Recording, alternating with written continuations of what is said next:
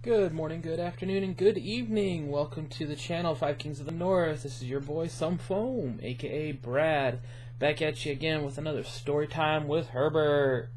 Ooh.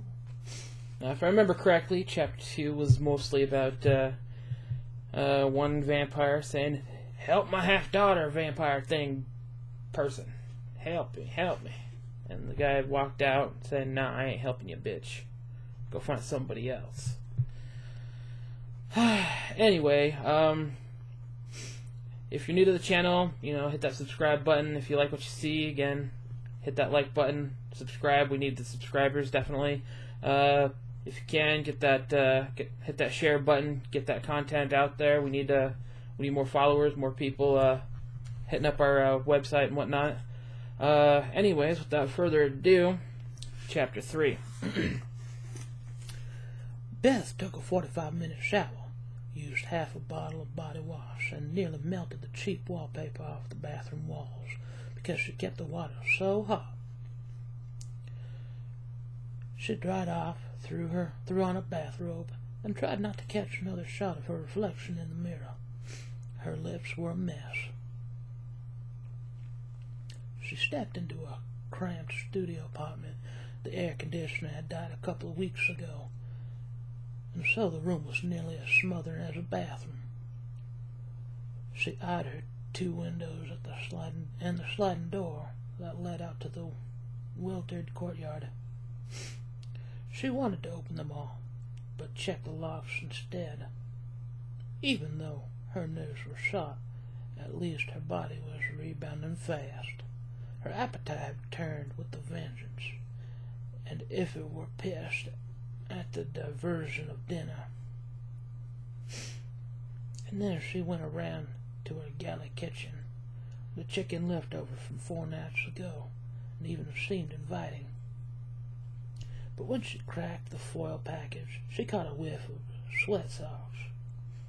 She pitched the load and tossed the lean cuisine into the microwave.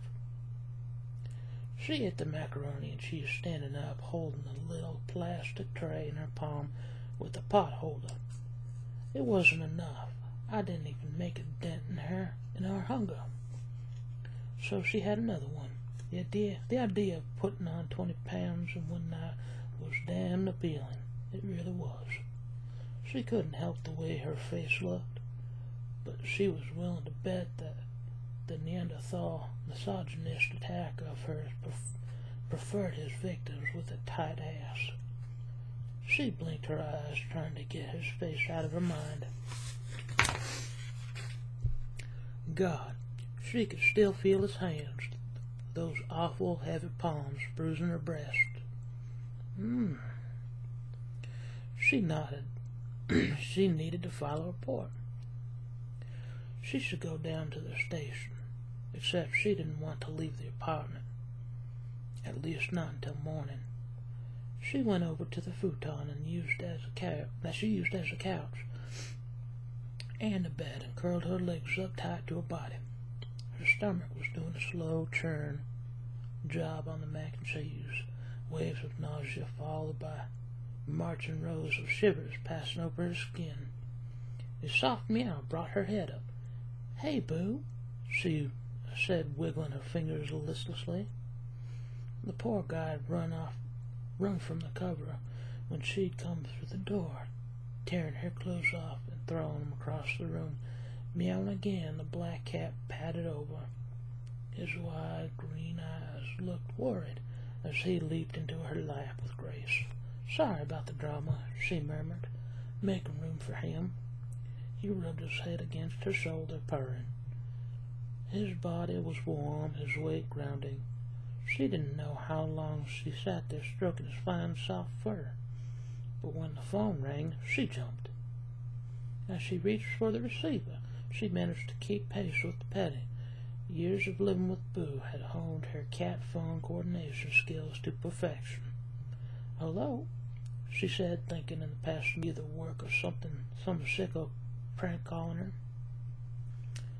"Yo, B-lady. Get your..." No danger shoes on. Some guy's car blew up outside. Screamers with him in it. Beth closed her eyes and wanted to weep. Jose de la Cruz was one of the city's police detectives, but he was also a friend of sorts, as were most of the men and women in blue. Come to think of it, because she spent so much time in the station, she'd gotten to know them all pretty well, although Jose was one of her favorites. Hey, you there? Tell him what happened. Just open your mouth. Shame and remembered horror tightening her vocal cords. I'm here, Jose. She pushed her dark hair out of her face and cleared her throat. I can't come tonight. Yeah, right. When you ever turn down a good tip. He laughed easily. Oh, but take it smooth. Take it smooth. Hard-ass is on the case. Hard-ass was homicide detective Brian O'Neill, better known as Butch. Or just plain Sir. I really can't make it tonight. You getting busy with something? Curiosity spiked his voice. Jose was married, happily. But she knew down at the station they all speculated about her. A woman who looked like her without a man. Something had to be up. Well, are you? God, no. There was a stretch of silence at her friend's cop radar. Obviously kicked in. What's up? I'm fine. Just tired. I'll come by the station tomorrow. She'd file a report then. Tomorrow she'd be strong enough to go through with what happened without breaking down. Do I need to do a drive-by? No, but thanks. I'm okay. She hung up. 15 minutes later, there was a pair of freshly laundered jeans and a floppy shirt that covered her butt, and then some. She called for a cab. Before she left, she rummaged through her closet until she found her other purse.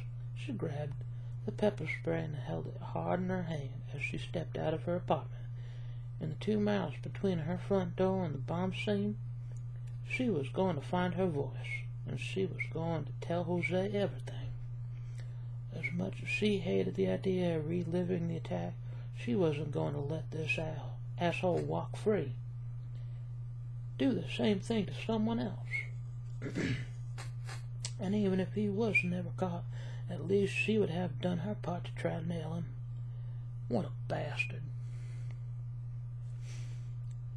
Wrath materialized in the drawing room of Darius's house. Damn, he'd forgotten how well Vampire lived. Even though Dee was a warrior, he had the taste of an aristocrat, and it made sense. He'd started life as a high-born princeps, and fine living was still a value to him. His 19th century mansion was well cared for, filled with antiques and works of art. It was also secure as a bank vault. But the drawing room, soft yellow walls, hurt Wrath's eyes. What a pleasant surprise, my lord. Fritz, the butler, came in from the front hall and bowed deeply while shutting off the lights with ease. Wrath squint. As usual, the old male was dressed in black. Lively. Not really sure that's really a description of black, but all right. Lively. He'd been with Darius for about 100 or so years and was a dog animal, which meant he can go out in the day but age faster than vampires did. His subspecies had been serving aristocrats and warriors for a millennium. Will you be with us for long, my lord? Wrath shook his head. Not if he could help it. Hour tops. Your room is ready. Should you need me, I am here. Fritz bent at the waist again and walked backwards out of the room, closing the double doors behind him. Wrath went over to the 7-foot-tall portrait of what he'd been told was a French king. He put his hands on the right side of the heavy gold frame, and the canvas pivoted to reveal a dark stone hall lit with gas lamps. Ooh, a secret hallway. This is starting to warm up, guys. Stepping inside, he sent as a set of stairs deep into the earth. At the bottom of the landing were 2 doors. One went to Darius's sumptuous quarters, the other open to Rath's supposed was a home away from home for him. Most days he slept in a warehouse in New York City, in an interior room made out of steel with a lock system along with lines of Fort Knox. But you would never invite Marissa there, or even any of the brothers. His privacy was precious. As he stepped inside, candles mounted into the walls flared around the room in his will. Their golden glow barely made headway against the darkness. In deference to Rath's eyes, Darius had painted the walls and 20-foot-high ceiling black. In one corner there was a massive bed with black satin sheets and a thicket of pillows. Across the way was a leather couch, a white screen TV, and a door that opened into the black marble bathroom. There was also a closet full of weapons and clothes. For some reason, Darius was always bugging him to stay at the mansion. It was a goddamn mystery. There wasn't a defense issue because Darius could handle himself, and the idea that a vampire like Dee would be lonely was ludicrous. Rath sensed Marissa before she came into the room. The scent of the ocean and clean breeze preceded her. Let's get this over with, he thought. He was itching to get back to the streets. He'd had only a taste of battle tonight, and he wanted to gorge himself. He turned around. As Marissa bowed her slight body to him, he sensed devotion and uneasiness weaving together in the air around her. "My lord," she said. From what little he could see, she was wearing some kind of flowering white chiffon thing, and her long blonde hair cascaded over her shoulders and down her back. He knew she dressed to try to please him, and he wished like hell she wouldn't make that effort. He took off his leather jacket and his chest holster. He carried his daggers in. Damn his parents.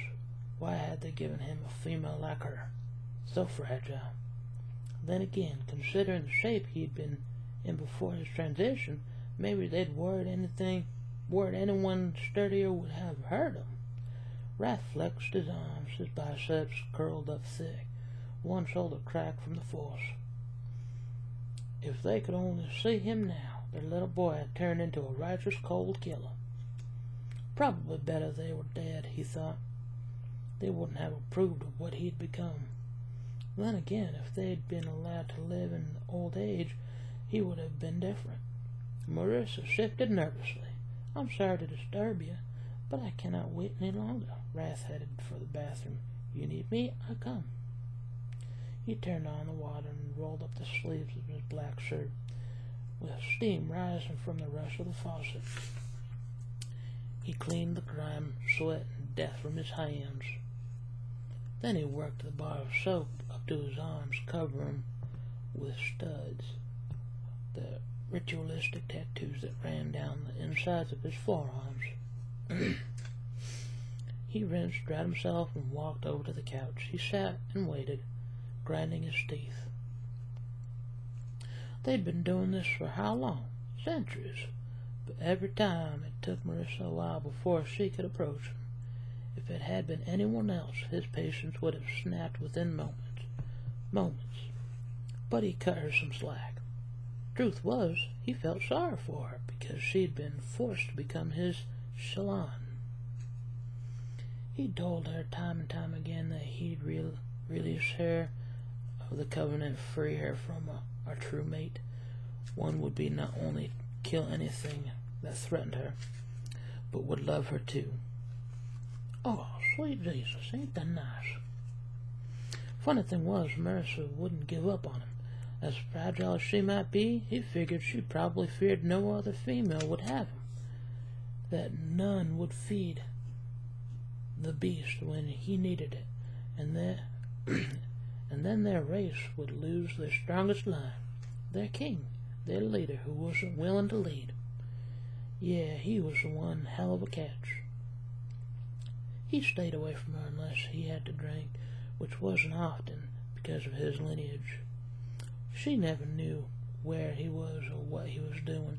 She passed the long days alone in her brother's house, sacrificing her life to keep alive the last pure-blood vampire, the only one with not a single drop of human blood in him.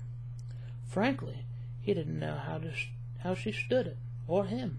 Abruptly, he felt like cursing.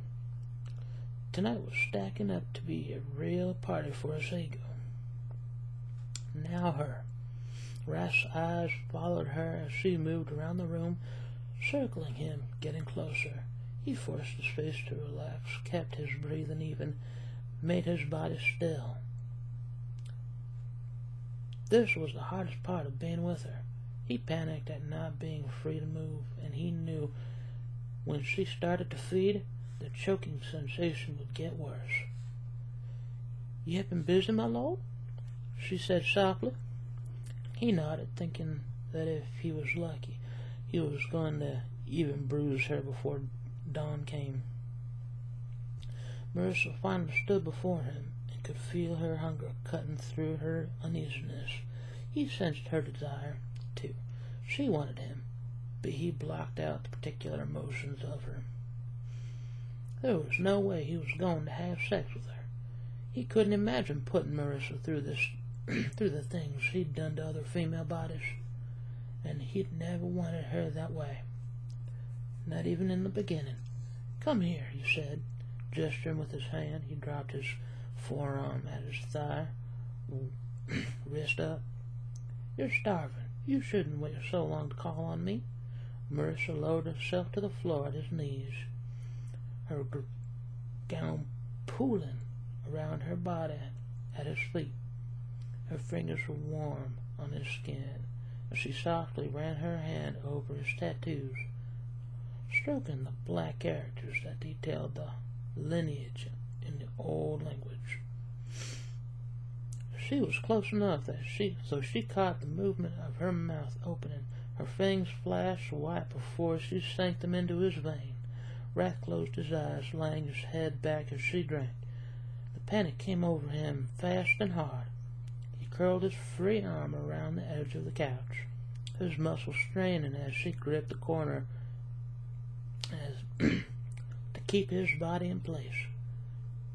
Calm. He needed to stay calm. It was going to be over soon, and then he'd be free.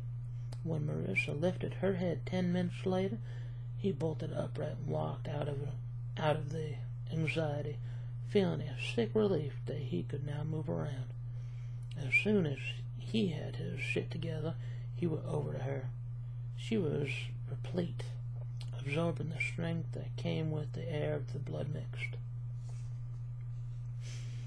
He didn't like the look of her lying on the floor, so he picked her up and was thinking about calling Fritz to take her back to her brother's house when there was a rhythmic knock on the door.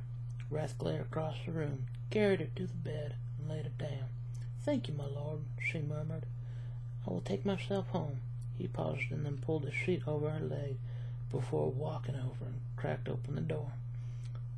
Fritz was all jazzed up about something. Rath slid outside, closing the door tight. He was about to ask what the hell would warrant the disruption when the butler's scent permeated his irritation. He knew without asking that death had paid another visit. Darius was gone. "Master!" "How?" he growled. The pain he would deal with later. First, he needed details. The car. Clearly the butler was having trouble holding it together, his voice reedy and thin as his old body. "A bomb, my lord. The car, outside the club. Torment called. He saw it happen." Rath thought of the lesser he'd taken down. He wished he knew whether it had been one who'd done the deed. The bastards had no honor anymore. At least their precursors, going back for centuries, had fought like warriors. This new breed were cowards. who hid behind technology. "Call the Brotherhood," he ground out.